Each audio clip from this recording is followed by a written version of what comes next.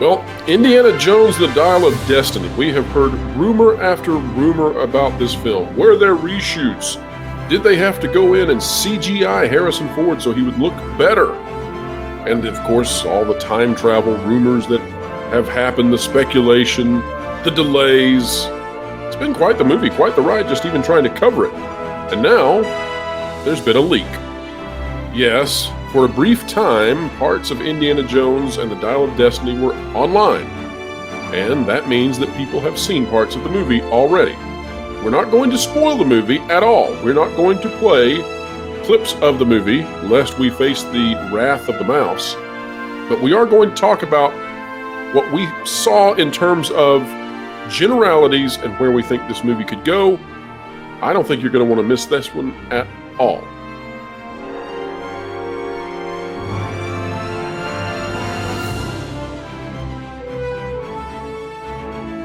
All right, folks, explaining entertainment, keeping you ahead of the culture curve. It's what we do each and every day here on the WDW Pro channel.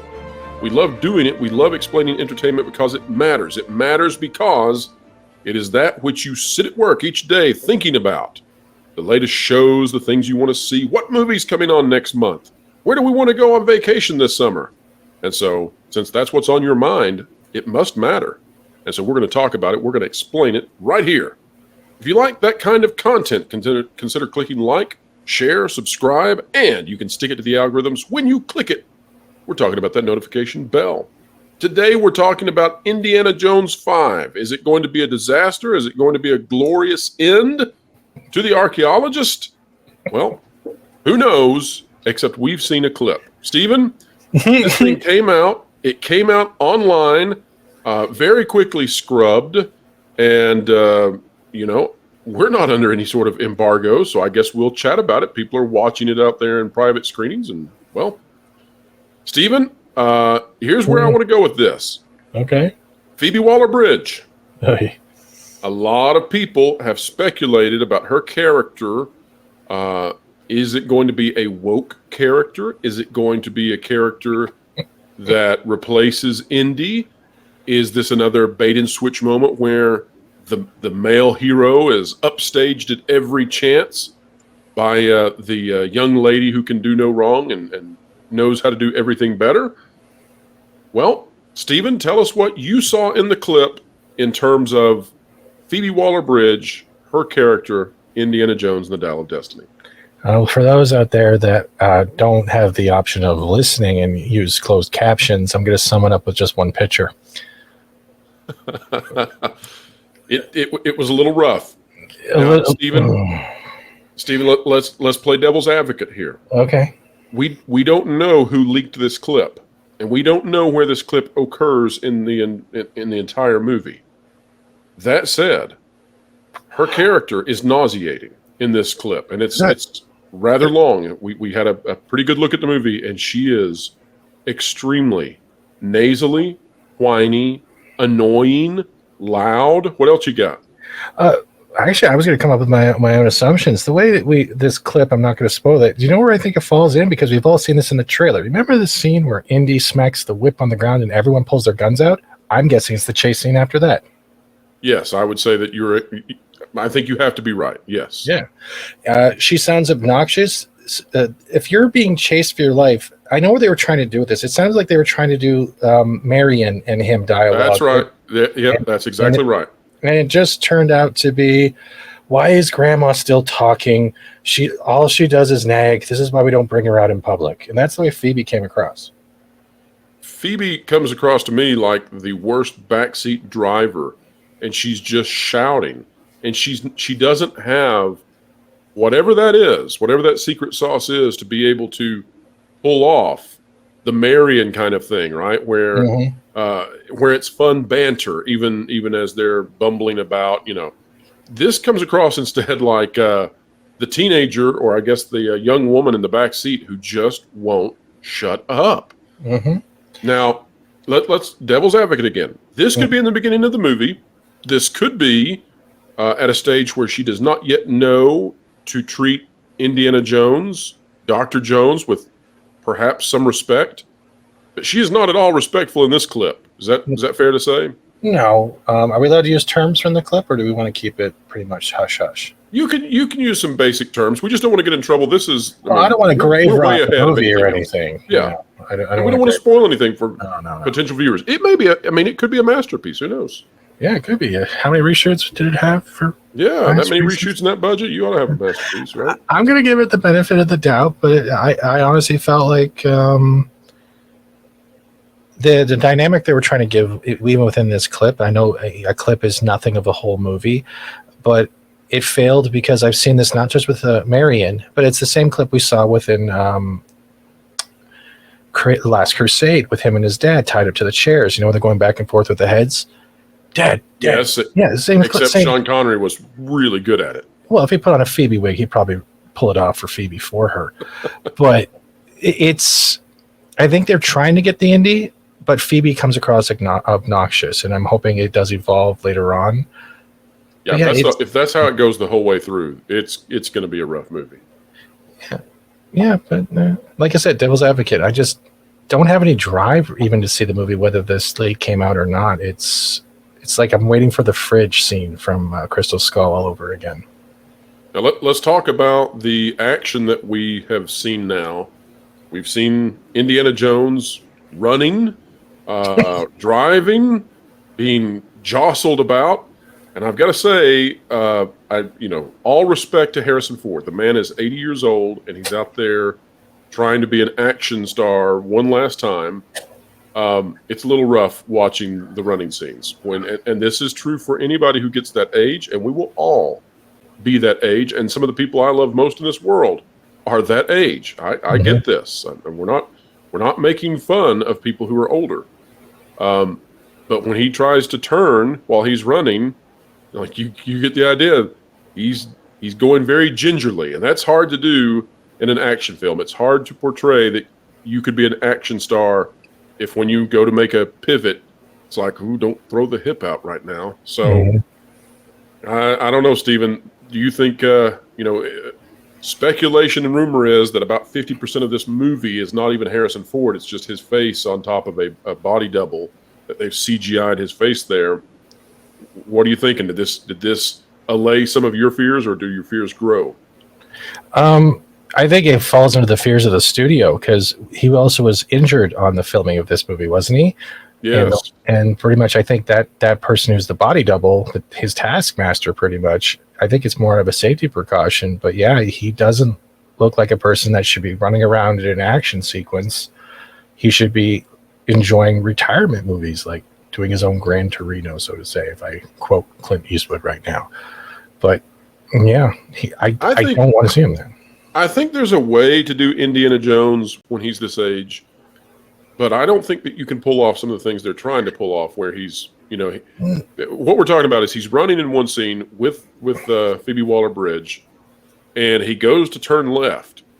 And when he does, it's just like, woo, easy now, easy. Let's take this turn left a little soft, really, really soft. Yeah. Floral, it's time for you to walk the plank. What? Why? Cuz you haven't subscribed to WDW Pro yet. Nor bookmark thatparkplace.com on your web browser to get great articles from great contributors. What?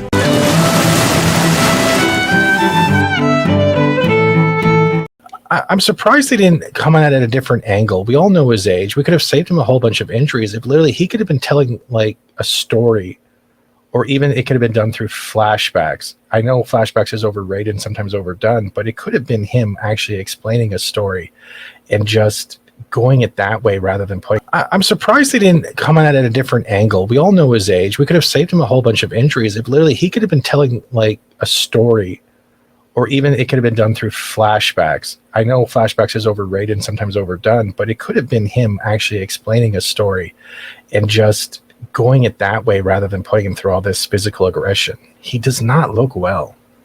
Yeah, well, I mean, and you got to say, too, now, Harrison Ford is probably, he's in the top 0.1% or higher in terms of athleticism for his age. And that's probably been true most of his life at every age he was in. Mm-hmm. But, there are precautions one takes when they're that age. And Running's not easy, although, some people continue to run 5Ks, 10Ks, etc. into their 80s. But those turns are difficult. Now, let's talk about some other things, though. Let's talk about what went well in the clip that we have seen. Again, this taken and leaked online. We're not here to show it. We're not here to do anything that's unfair or spoiler territory. But, Stephen, what went well out of what we've seen so far? The music? I will agree. The music was very good. It's a vote of confidence from us, I think, for John Williams. He still has it. And he's 90. And he still has it in terms of scoring a film.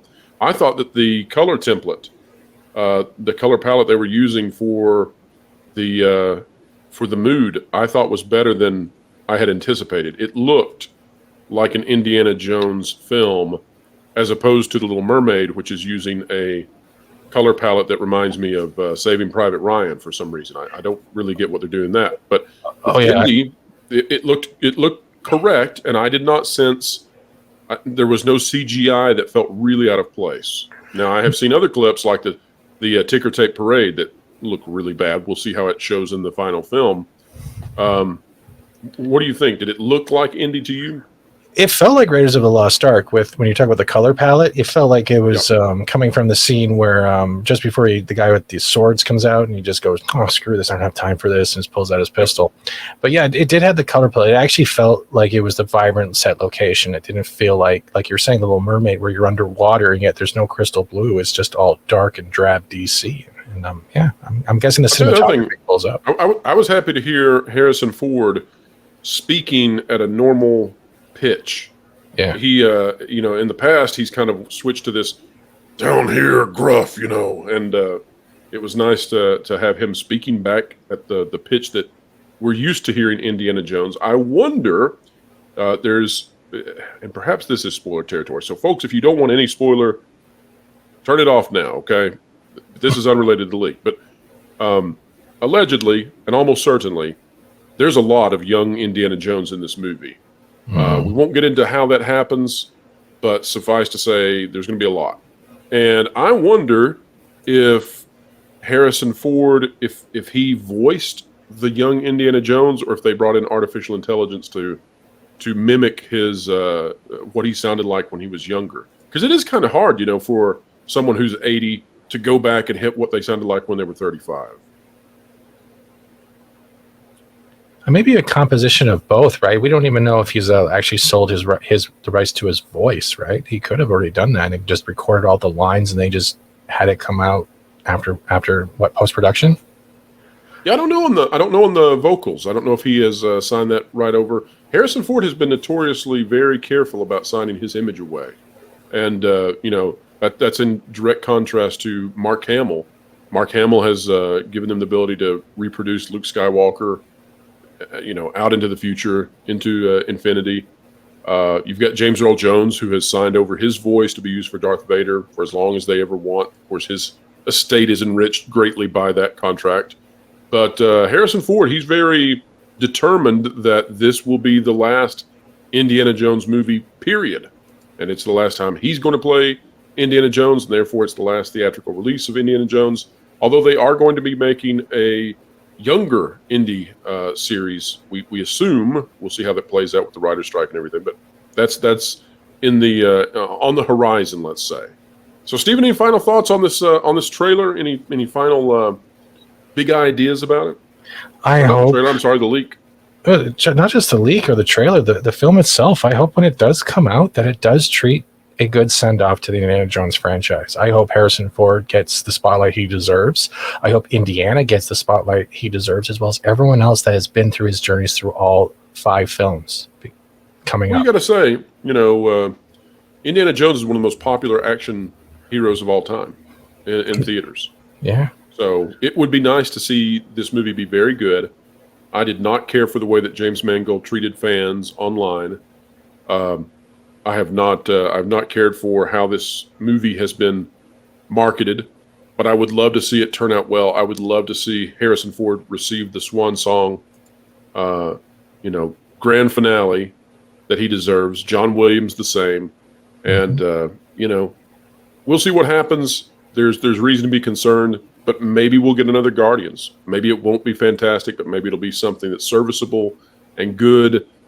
But I also suspect that the box office won't come through, because if Guardians is not rising, it gives us pause to consider that there may truly be a significant backlash against Disney and against its subsidiary studios. So we'll see what plays out.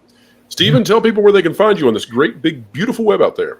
Well, on this web, you can find me either on my channel doing game streams or channel art for other content creators out there that want to join me on a Wednesday. You can find me on Rumble, Twitter, VR's live show, your pro show, and anywhere else that's not the basement during the week. 24/7, 365. And when it's a leap year, you better believe he's doing that extra day as well. Stephen is everywhere all the time and setting the internet ablaze.